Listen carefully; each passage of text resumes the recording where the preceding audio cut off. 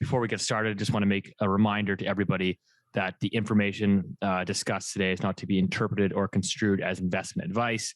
Everyone's financial situation, goals, and objectives are different. Please consult investment advice.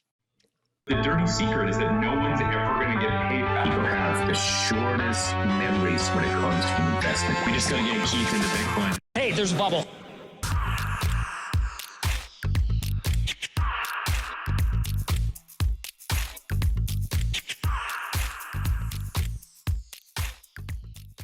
Welcome back to the Loonie Hour, episode 24. As always, joined by the three amigos here. We got Rich Diaz, Acorn Macro Research, the Tom Brady of macro. We got Keith Dicker in his not Patagucci jacket today of IceCap Asset Management. I just want to make an announcement before we get into the show here. So we talked about it last couple of weeks. So there will be a live in-person event, Loonie Hour in Vancouver.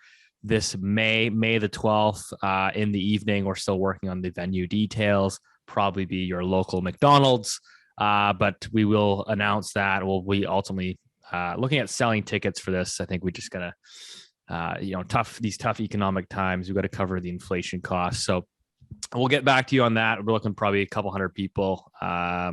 Should be a good night out. So May 12th, book that in your calendars. We will have more info coming out. And as again, before we get into this episode, all we ask is that this content is produced entirely for free, largely actually on Keith's wallet. But all we ask is that you share this with one person. Let's continue to grow the Loonie Hour community. And let's get into the show. We've got a fairly busy week in Canadian politics, Canadian housing in particular, and then we'll kind of get on to the larger, more macro stuff, which the other two gentlemen here will touch on. But why don't we open this up with, I think, probably the biggest news in Canada anyways, this is a Canadian podcast, is the JT Justin Trudeau pact or alliance with NDP's Jagmeet Singh.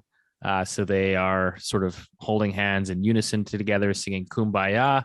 And now they've announced, I think the first announcement was, free dental care for everybody. Everybody's super excited about that. But Keith, I don't know if you want to open up this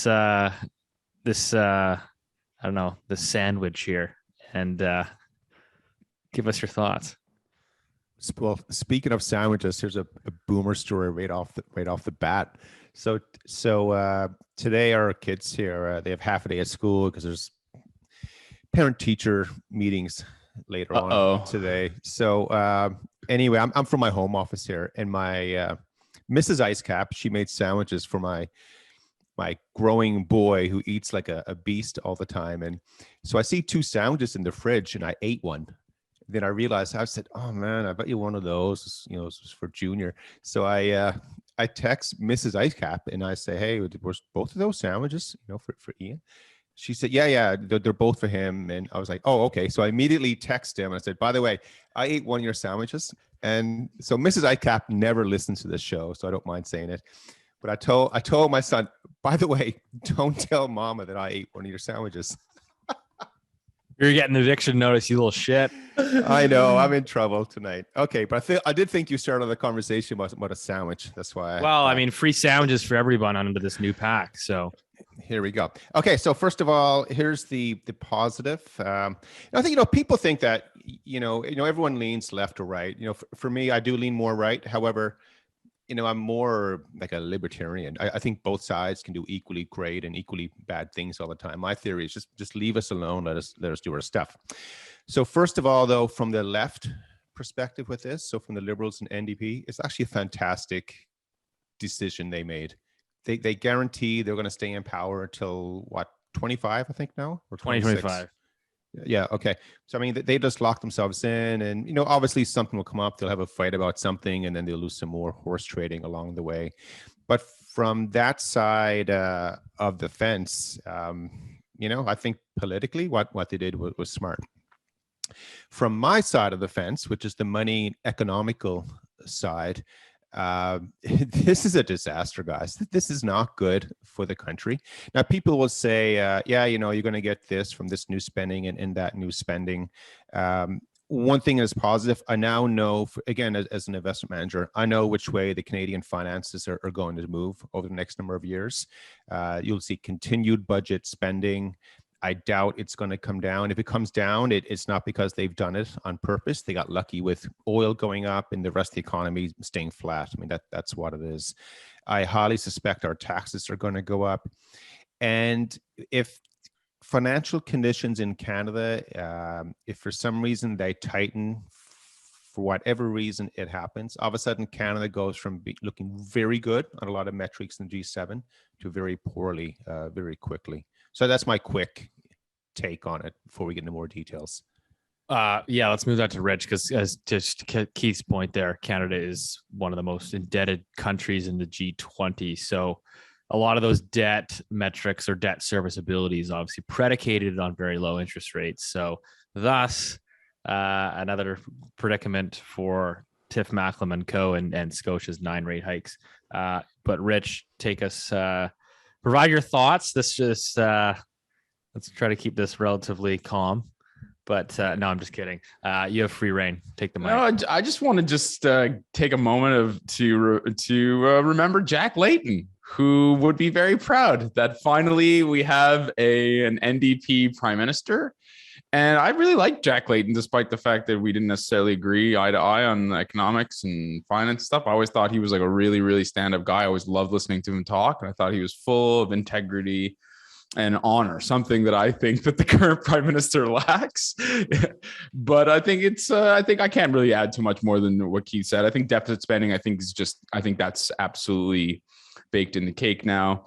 I think anti-energy policies, I think they're going to be doubled down on. I've been, beating the drum as loudly as I possibly could for nuclear power, having a much more realistic kind of view on energy, and exploiting our natural resources for the good, and to ultimately decarbonize our country and the world. I think that all that stuff's going to be pushed back, not forward, what people might think. I think it's actually going to be pushed back.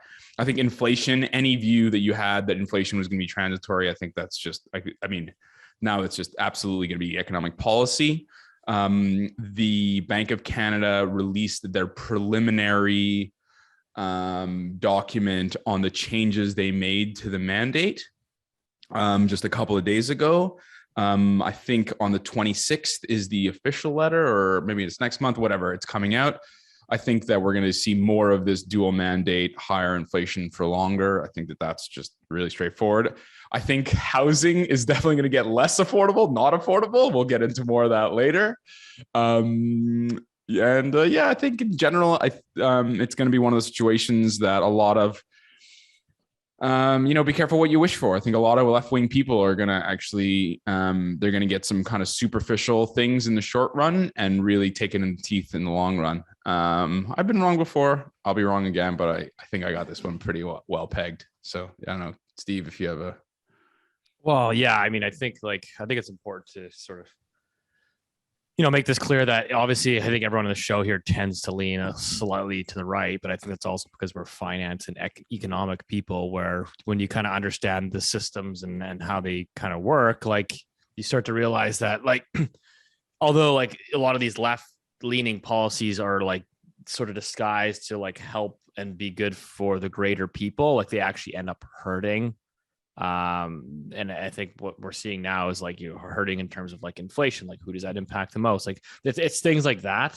I think at the end of the day, neither of these, the Jagmeet Trudeau pact, neither of this suggests to me or that you're looking at austerity.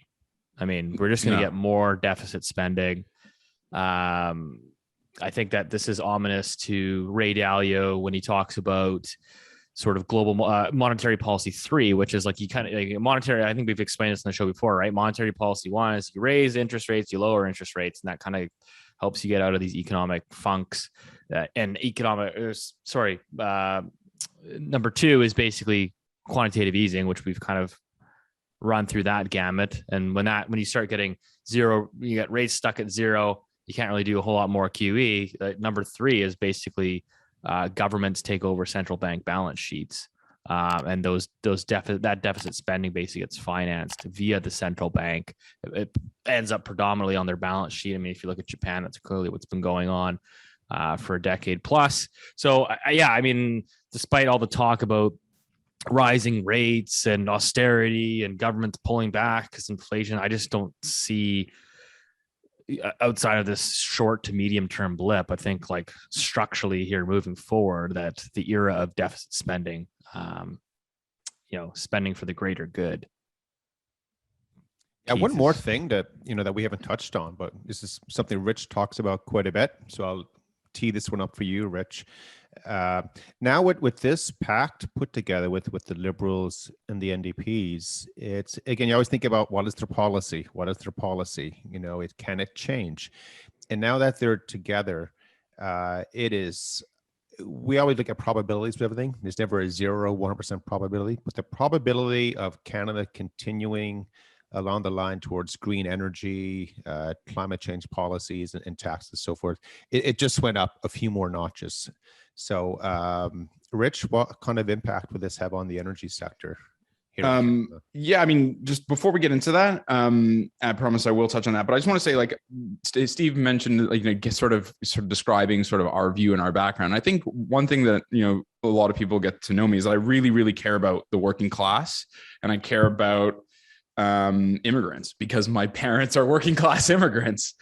And the reason I push so hard against a lot of these policies is because time after time, I think on the tin, they say that they're going to help. They're always sort of, they're sold as policies that will help these people at this sector of the society. And time again, we see that that's just demonstrably untrue. And the most obvious one of that is housing and the housing policy in this country. I'll just get back to the energy thing, and I'll leave the housing for Steve. That's your wheelhouse, Steve. But I just wanted to sort of give listeners an insight into sort of my background. I think that a lot of times left-wing policies are not at all left-wing. And I think that's so we should always be very, very careful. But anyway, so back to the energy thing. I think two things for me strike me as energy. I think will be more regressive.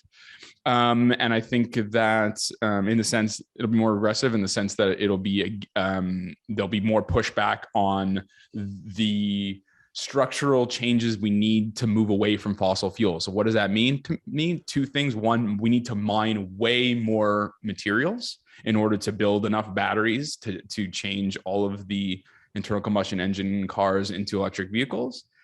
And mining just continuously gets pushed back on. And then the other thing is, I think nuclear power is really the only way we drastically change our carbon footprint in this world. And again, we have a environment minister and a natural resources minister who's been on record repeatedly saying that he doesn't think that's part of the solution. As far as the energy companies themselves, I think they're going to make shitloads of money because oil's not going anywhere and we produce lots of oil. And so there you go. But anyway, that's my call on that. Yeah, I don't know, Keith, if you have any sort of final inputs there, but I was just going to say, at least on my own front here, because I know that there's probably going to be some maybe left-wing people that listen to the show. Full honesty here, and maybe some regrets, I have actually, between federally and provincially, I have actually voted for all three parties. So again, maybe some past regrets there. But I think at the end of the day, looking at some of these policies, you're basically just going to have bigger government, so more centralized government, sort of this more authoritative figure that can kind of commands more of your life. I think that ultimately leads to less productivity because you're not talking about sort of free open business. And I think all you have to do in Canada and see how that's kind of progressed here. I mean, if you look at Rich, real GDP per capita, it continues to fall. Yeah, it continues to fall. It peaked, the growth continues to fall. Yeah. Basically, in other words, in simpler terms, it basically means like your standard of living actually is getting, I don't know if it's a worse, but it's not getting better. So, I mean, that's kind of my thoughts. I mean, you chatted about, sort of their energy policies. I think if I look at what they're talking about for housing, for example, the two big ones, they have already come out, Jagmeet's already tweeting about it, is we're going to go after REITs. So real estate investment trusts, REITs in Canada, because we need to get rid of the financialization in housing. I was like, well, that has nothing to do with like housing and housing affordability. In fact, REITs, publicly traded companies, essentially are the only ones in Canada pretty much that are building ground up from the ground up residential rental housing. They're providing purpose-built rental housing. They're constructing, they're investing capital and investing in rental buildings. So by taxing them more, I don't really see how that's going to make things better. And then they're also talking about taxing corporate windfalls at the banks, like as if the commercial big five banks, which really ultimately run the country, aren't going to ultimately feed those costs through to the end user is kind of ignorant. But Keith, I don't know if you have any sort of final thoughts on that before we drift over to the housing market. Yeah, I mean, so if you think about this, most government policies, they're done for the benefit of one group, but they always do it by penalizing another side. There's always two sides to every coin. And, maybe the solution is not to penalize one group. That's what you'll see with housing. You'll see the energy sector and the financial sector and so forth. Like government, they always have this baton, and they're going to hit one group, penalize one group, and then, hopefully that will help another. And that's not going to work. So I don't know where they go with it. But for example, I just received my property tax bill for we do a 6-month cycle here where I am, and it's gone up again. Like we pay about 1% almost for property value of the taxes here where I am. That's a big chunk, right? Yeah. I mean, you guys, what are you guys? Steve, at like 3%, 2%? Oh God, don't get me started here. So this is like the biggest debate in Vancouver is like our property taxes are insanely low here.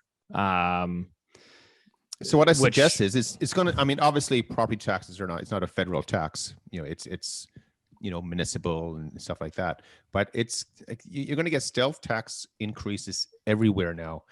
And at the same time, when inflation is rising, it's really going to reduce, really disposable income that people have available to spend. Like we're in a real tough situation, guys. I know that's where we're headed. But I was going to ask you. Go ahead, Rich. I was going to say what these folks seem to not understand is the only way to emancipate working class people and people who have like basically disadvantaged is investment and productivity, and the idea that more involvement from bureaucrats who frankly are just simply not that smart and are not tuned into the real problems that either companies have or smaller jurisdictions have. I just don't get that. And the last point I'll make just is that they entrench incumbents in their position of power in a way that I just find really antithesis to everything that they say they fight for, which is why it's so sad for me. But anyway, sorry, Steve, go ahead. I was going to say, do you want to hear the best example of that? Yes, please. So obviously everyone knows Canada is currently dealing with 30-year highs in inflation. It's the hot button topic. So what is the Quebec government, for example, just announced that Quebec adults who earn $100,000 or less will receive a one-time payment this year of $500 to offset the impact of inflation. To be fair, that's a conservative party that's doing that, by the way. Okay, well, that's stupid. It's just a stupid policy from conservative party. Exactly. So blue, red, green, whatever your party is, these guys are all incompetent. I don't see how dropping more money out of the sky is going to settle, or it's like pouring gasoline on the inflation fire. I mean, now I know California was out talking about, the governor there was talking about how he's going to start mailing checks for how many cars you have to offset the gas price inflation. So yeah, this is kind of where we're going. It's basically like more stimulus checks to fight. But to the wrong people, because if you take the bus, you don't get a check. Like if you work at McDonald's or you're like, anyways, it's just, it makes So I mean, that's where we're going. And again, now pivoting gears to the housing front, sort of the last topic on this, but is like, okay, if everybody thinks like more government's going to help, I can tell you like they're the biggest hindrance to the housing market. These guys have basically gotten in the way of everything. I mean, in terms of housing supply, we've talked about in Canada, but getting through all the red tape of various government bodies does not allow us to produce adequate housing supply for starters. And so I don't know how creating bigger government is going to help with that. But let's drift away from this subject, because I think everyone's probably sick and tired of hearing about politics. What I do want to touch on is what's happening in the bond market. I'm sure the two of you guys are watching it pretty closely, but I think from my perspective, I'm watching it very closely because I'm having conversations with every major bank in Canada over the last 7 to 10 days. And several of those large Canadian banks have been raising their 5-year fixed mortgages, not once in the last week, not twice, but like I'm talking 3-4 times in the past 7 days. So there's been this massive rip in the Canada 5-year bond. And that has resulted in every 5-year mortgage now at the Canadian banks is now north of 3.5%. So if you're a really good customer, you might be able to finagle that down a little bit. But if you're looking for a 5-year fixed mortgage, everyone now is at like 3.6, 3.7. People are saying, oh my gosh, this continues. We'll be at 4% in the next 4 weeks. And just as a reminder, I think the last time rates were this high was in 2018. We hit about 3.6%, and we had housing sales basically in parts of Canada drop to 20-year lows. We had prices coming off. So I don't think the housing market is at all prepared for 4% mortgages. And I don't know, are we going to get there? I'm curious to hear your guys' thoughts, at least what you're looking at from the bond market perspective. I think personally, this move seems grossly overdone. Maybe this is a catch up. I mean, obviously Rich will probably tell us that at the end of the day, we're still looking at, real negative interest rates. But it's a huge move. And I think the Loonie Hour guys, we're probably getting, I know there's people dunking on me saying, hey, see, you said rates couldn't go up, and we're seeing this tightening. So I'd love for you guys to kind of chime in. You want to go first, Rich? Or do you want me to go? No, you go for it. First of all, do you have new glasses? I've never seen you before with glasses on. Me? I wear glasses every week. It's like an old married couple, right? Is that a boomer joke? Is that a boomer joke? Maybe, without even trying. Okay, guys. So with the, I think it's so the question you said, like at 4%, is this doing harm and stuff like that? My first question I'd toss out: what happens if rates are at 8%? Right, it crushes things out there. So I'm not suggesting that rates are going to go from 4 to 8. So don't run out this week and refinance and all that stuff. However, my point is that, so if you look in the US, for example, because they have some really good data. So in the US, they have 30-year mortgages. So back in 2020, the 30-year was at 2.8% for a mortgage, fixed rate. Now it's at 4.5%. So if you had say a $750,000 mortgage, your monthly payment has gone up by about $800 now.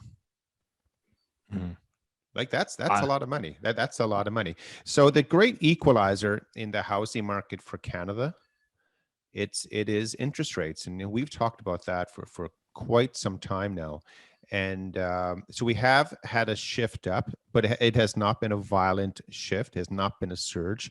I continue to place a high probability that there will be an external shock. So I mean a shock from outside of Canada that can really cause interest rates around the world, the long-term bond rates to just surge higher. So for example, back in, I think it was 2012 or 14, I think it was 2012, rates in Italy went from 4 to 6 to 8 to 12, basically, like within months. Like that kind of event can happen very quickly. So so right now, this move in mortgage rates, for Canadians, you might think that's aggressive. I'm telling you, it's getting back to a level that might be more reasonable.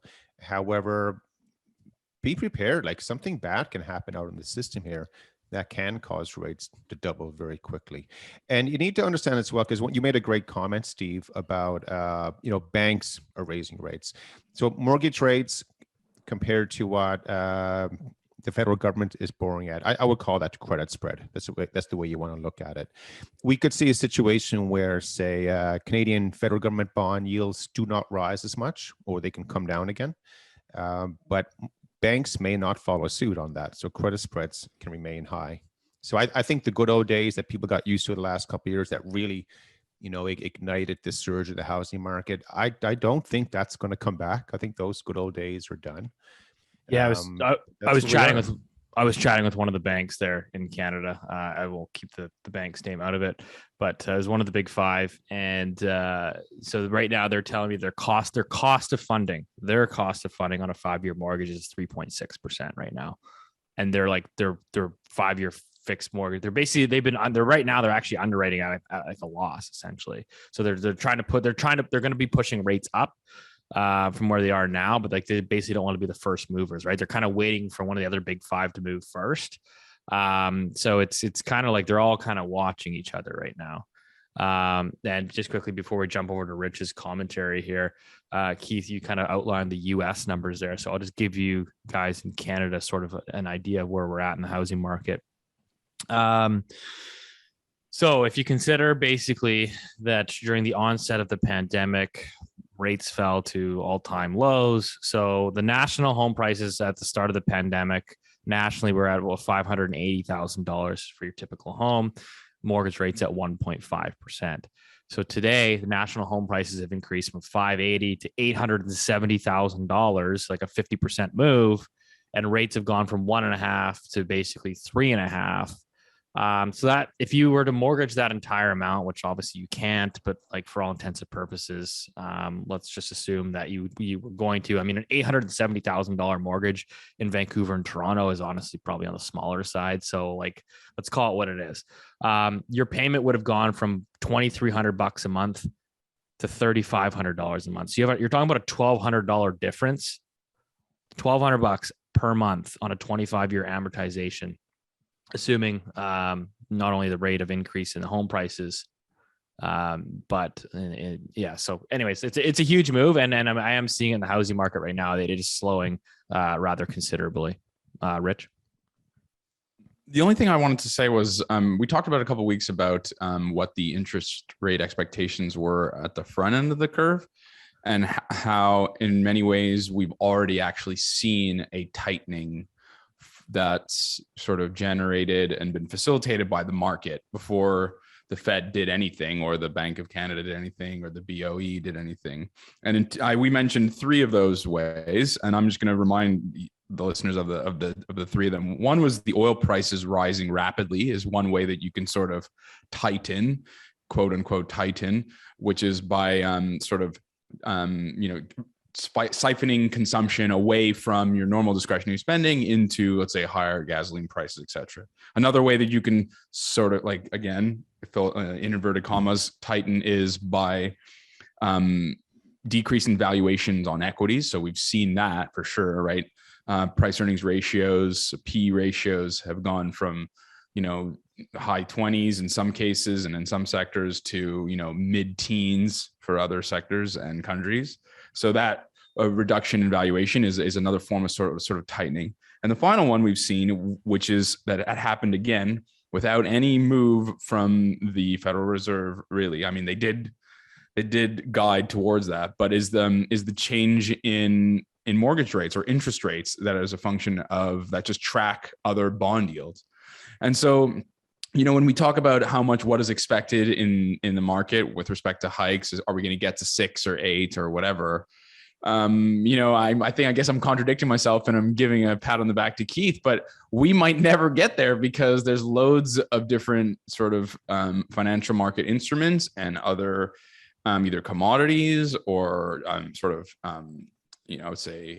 behavior economic type things that have already done a lot of tightening to the economy before we've even raised by 25 basis points. But so that's something I thought that was really interesting. And whether it's the 30-year mortgage rate in the US going at 4.5 or the Canadian fixed rate mortgage going up, I mean, you've already seen quite a bit of it. And so we might, and so to Keith's credit, like we might not even get off the mat before we have to like fall back down again, and so that's something I thought was kind of important to remember.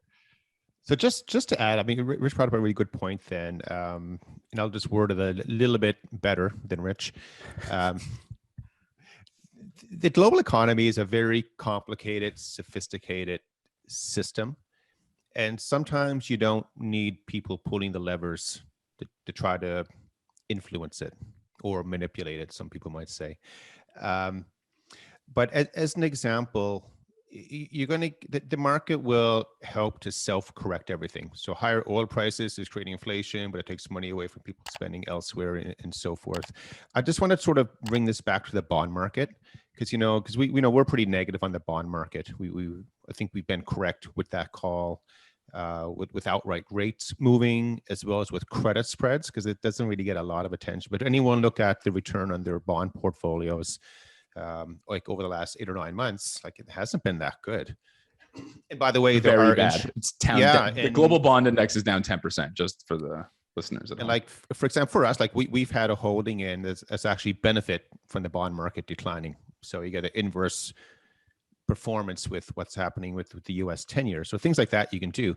But the point I wanted to make is that another big, very large picture, and this is supportive of the bond market. I think it is troughing now, truthfully. It might take a while, but this is for the government bond rates, by the way, not credit spreads. There is still a global glut of savings all the time. So like every week or 2 weeks when you get paid, maybe 5% of it goes to your RSP or defined contribution pension plan or something like that. It's happening all over the world all the time. So with all that savings that's out there and the way pension funds are structured and target date funds, life cycle funds and all that, there's always money flowing into the bond market all the time. So eventually it will sort of self-correct again. One interesting movement that's happening right now. So here we are, March 24th here. So recording this, and equities are starting to rally a little bit right now. And why is that happening? There's a lot of short covering taking place. We're going into the end of Q1, so believe it or not, managers like to play games, make sure they look invested in a certain way at quarter end. So we don't do that, but that is happening out there. So you get a lot of money now flowing back into equities and everything, and pension funds will have to rebalance at quarter end as well. So you're likely seeing an opportunity here again where the market can, help everything sort of, self-correct and we move on with it. I hope that added a bit to Rich's point, but it's important from our desk what we look at what's happening right now. Yeah, I mean, is there anything else in particular, Rich, that caught your eye here over the last sort of 7 to 10 days? What are you looking at? I'm really enjoying the energy continues to outperform, but I won't beat that horse any more than it needs to be. I also think it's really fun. One thing that's really interesting for me is just from from a market standpoint, is that banks have actually started to underperform. So that's something I've been really on since the summer. Because I'm of the view that interest rates are going to keep rising, and normally that means that banks outperform along with them. But something that we've sort of seen over the last 2 or 3 weeks, I know this is maybe a little technical, but I think something that I've seen, it's just sort of catching my eye and sort of making me take pause on my previous view on banks, is that bank stocks have started to stop. That outperformance has absolutely stopped. That doesn't mean that banks in the US aren't super healthy and that lending is going to continue growing. We'll talk about the mortgage market in Canada and how much money is being sort of issued by these banks. But it is interesting to me that from a market perspective that you're seeing that change in that sector. One of the things I really like to do, and I've learned over the years, is to really sort of trust those indicators, whether it's relative performance, whether it's something called the relative strength indicator, which is like the degree to which the speed and direction that you might get in a particular index, co-movements, for another one that's really struck me, sorry, this is a bit of a tangent, but that's really fascinating, is the yen continues to weaken. And yet the Japanese stock market has also fallen. And I can tell you that, 15 years ago, up till about 2015, that was a lockstep. You could set your watch to it. If the yen weakened, then the Japanese equity market strengthened. And now you're seeing the opposite of that happening. And that's sort of a red flag for me. I mean, I think there's lots of good stuff that's happening too, which we can talk about later, but those are the sort of the market things that I think are really kind of things that I've really caught my eye. It's funny, Rich, because obviously you have my screen is above the monitor here. But the screen I have in front of me during this whole call, it's been yen. Oh yeah. So Japanese yen, it could go to zero. Like that's come on. It's gonna go to zero. That's pretty dramatic, maybe 1 or 2, but it's depreciating dramatically, and it doesn't get any attention at all. Usually if yen is weakening, it was always perceived to be a positive because yen was considered to be a safe haven currency. And then if it's weakening, it means money is going in like to euro. The euro yen cross, for example, it's a very popular one to look at. But if yen is weak, it means the rest of the world is growing strongly, whatever. But there's some pretty good chart lines if you're into that kind of stuff. But yen could be, the market, when everyone's been waiting for 40 years now for this thing to fall out of bed. And it's slowly like dripping lower and lower. And as you said, Rich, like normally if you get a very, very weak equity market, you get the offset in the equity market. I don't know if I said that right. If you get a weak currency market, you get the offset in the equity market. Right. And that's not happening here. So the two markets that I know people are not watching them, but they should be. One is Japanese yen. And the other one is the 10-year treasury, for different reasons. Like they're both like really low. Like one thing we like to look at are sentiment indicators. It just really like, do people really love or really hate something? And like if everybody loves a specific market, then it means like in theory, there's no one else left to love it. So there's not a lot of room for it to go higher. And the opposite is true.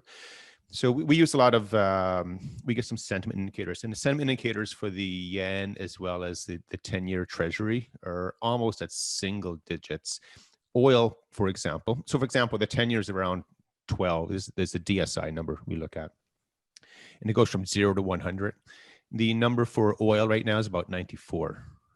Like so a lot of contrarian investors right now in the world, they're going actually like long the 10-year, short oil.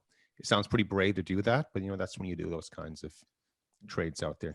So let me just add a little bit to, we've gotten some comments that we should try to do a little bit better job of explaining sort of the terminology or why we think the way we think and that kind of stuff.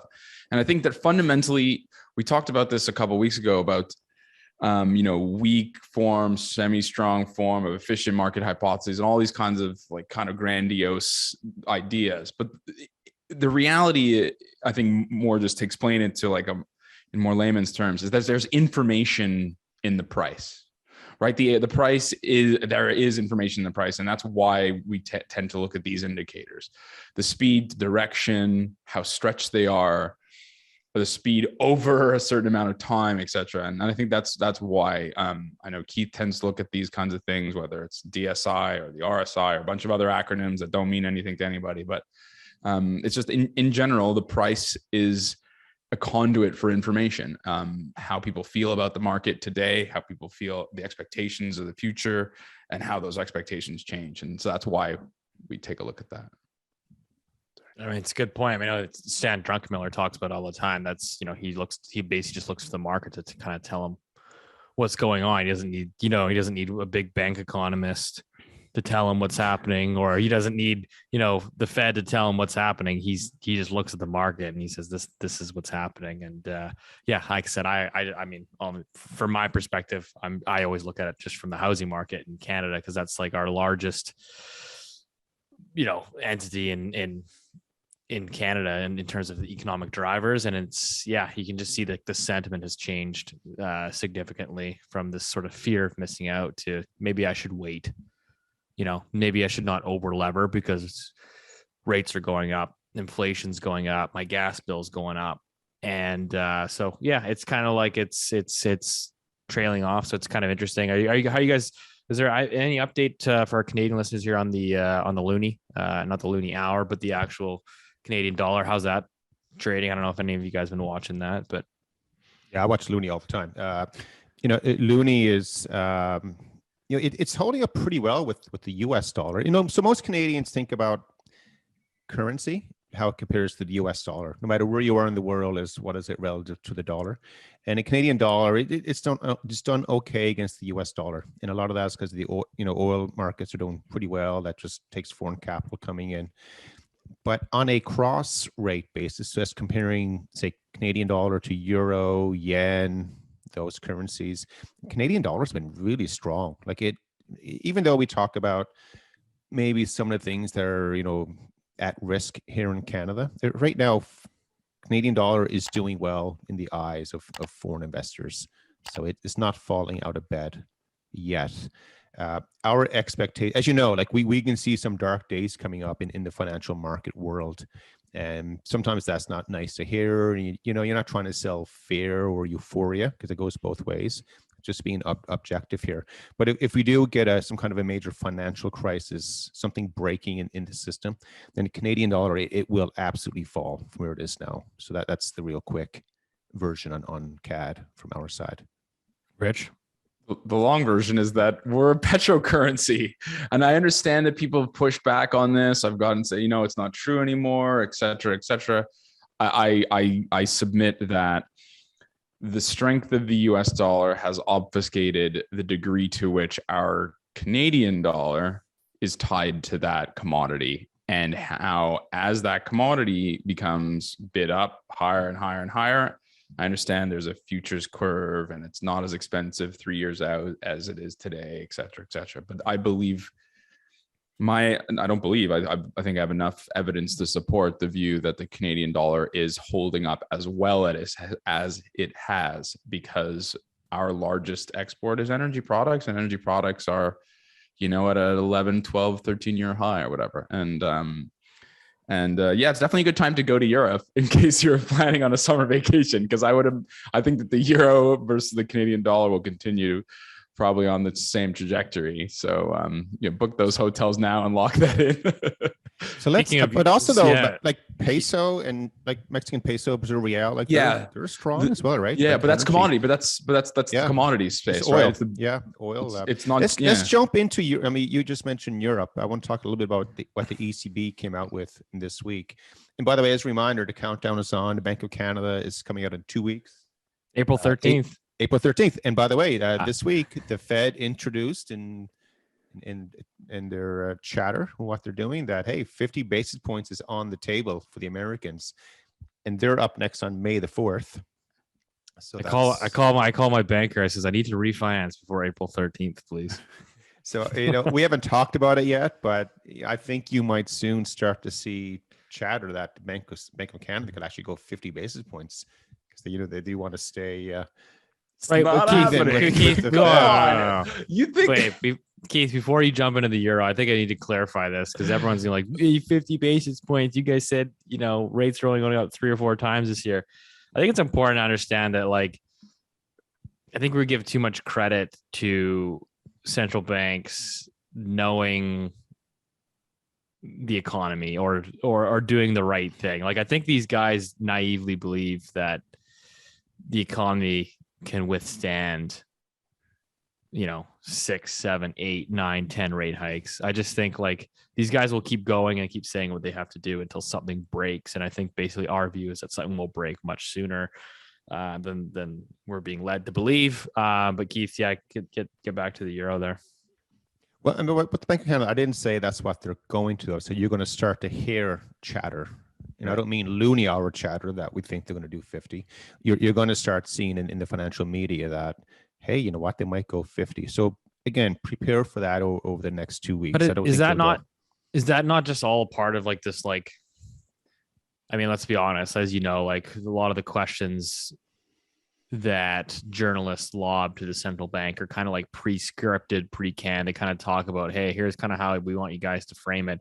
Is this not all part of like the moral suasion of like signaling? It's their job. Their job is signaling to jawbone the rates higher, etc. I literally have like clients like looking for homes that like have very little to no understanding of central banks and interest rates and how that even works. And they're like, I was reading in the Globe and Mail that 6 or 7 or 8 rate hikes are coming, so that should start to slow. And I was like, you guys have no idea what you're talking about.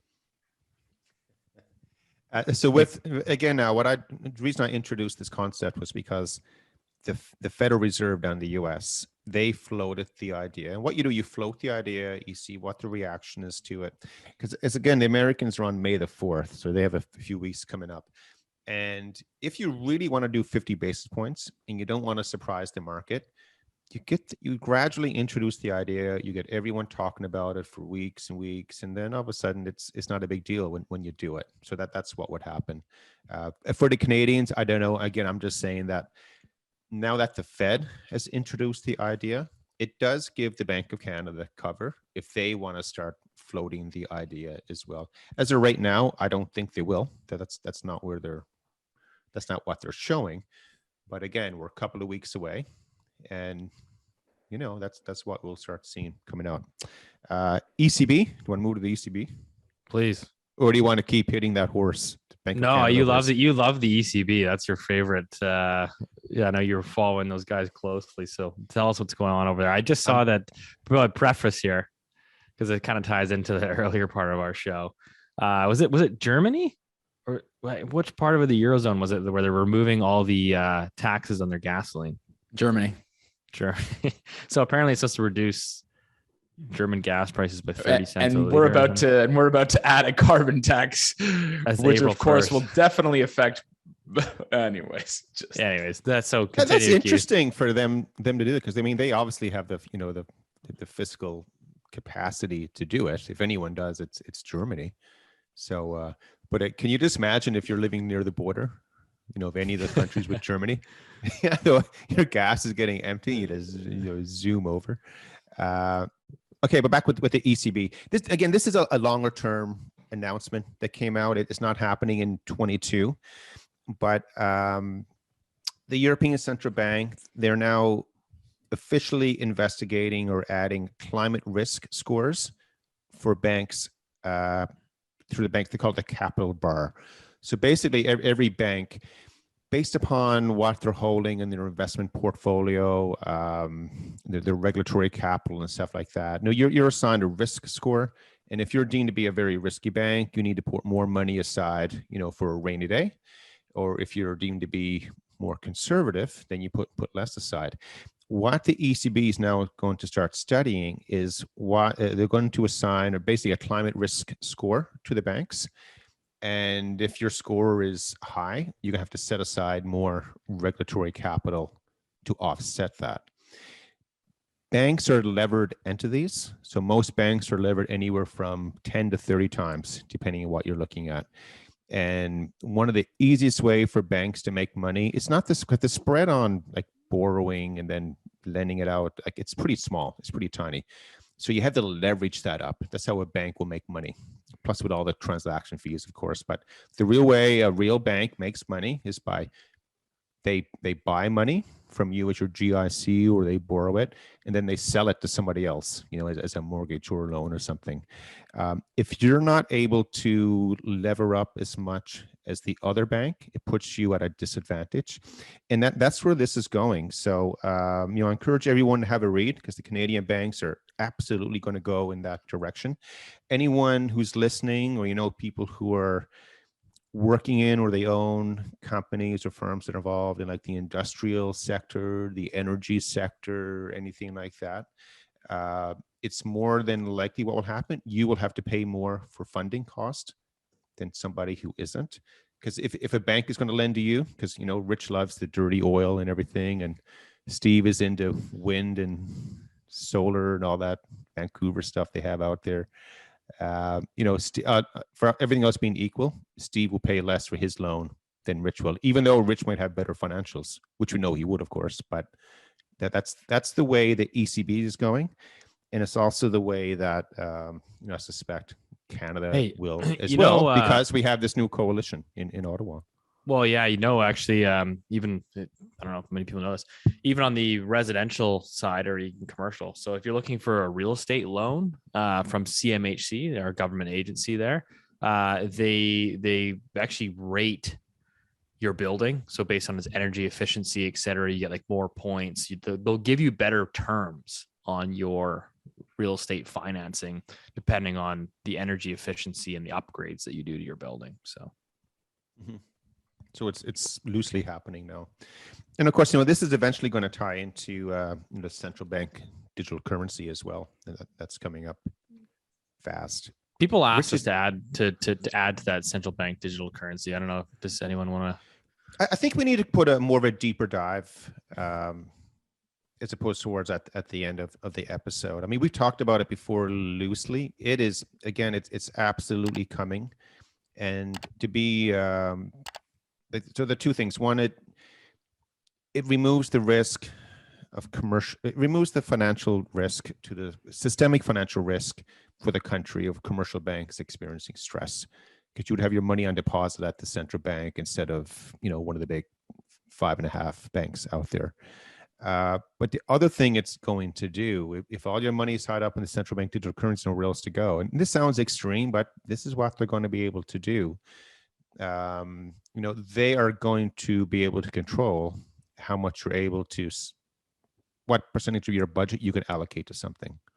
So to be very extreme, let's just say they determine, wow, Rich is eating way too much beef and driving his car way too much. He goes to fill up the tank again and he can't pay for the gas or buy the beef. But that's the extremes where this could go. And it's not, I know that sounds pretty aggressive to think that way, but once governments get control of your money and they're able to, I mean, just for example, with the truckers protest in Ottawa, they very quickly went in, and if you donated $25-50 to these guys, I mean, you got your bank accounts frozen and stuff. So that's just a little taste. If you're on the wrong side of, the big thought machine, that's where they can go with it. But that's where we're headed. Yeah, I mean, can I touch on the ECB thing? I think one of the things there's a bunch of things that are absolutely disgusting with that. Number one is that it's not going to work because people need oil and oil consumption is not going anywhere. So what it inevitably will do is just increase the cost of capital, and ultimately this will end up in higher inflation. Either that, or it'll just transfer the production of oil to countries that don't care about the environment. And we've seen in Ukraine what inevitably that may or may not lead to. The other thing that I think is really important is when people complain about the EU and the ECB, a lot of their arguments is how undemocratic it is. Now, I think that's a lot of the time that can be overstated. I think, and I think it's just frankly unfounded. And in many cases, you could actually make the case that the European Commission and the European Union has a more representative parliament, but that's a conversation for a different day. For the ECB, however, which is the European Central Bank, which is not voted on by anybody and has absolutely zero mandates to do that, I think is absolutely a pure and unadulterated bastardization of any kind of democratic oversight whatsoever. And I think that's, and I mean that. I mean, for the Canadian government to do it, I'd say, okay, it's a little bit wonky, but fine. But for the ECB to do it, I think it's, there's been absolutely no legislation passed in the EU to sanction this. It was almost a unilateral, because they would never fly.